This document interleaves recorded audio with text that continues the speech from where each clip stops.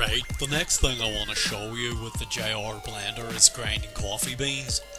Now, unlike the Vitamix and the Blendtec, the dry grinding and the wet blending can be done in one jar.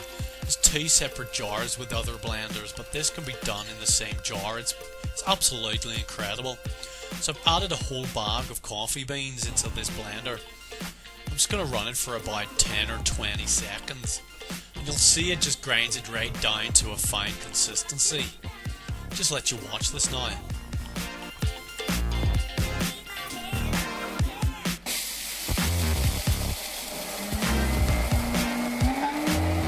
You basically just turn it on to the highest setting.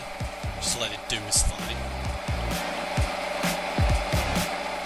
After about 10 or 20 seconds, it's absolutely fine and ready for making a filtered coffee.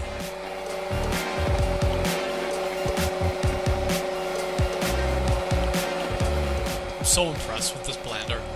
I actually tried many different things and I'll keep making videos to show. So far it's done everything I wanted it to. And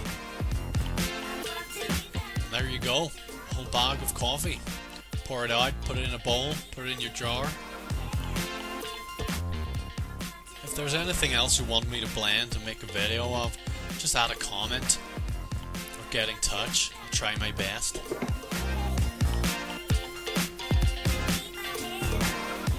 I don't think there's anything this blender can't do. Okay, thanks a lot. Take care.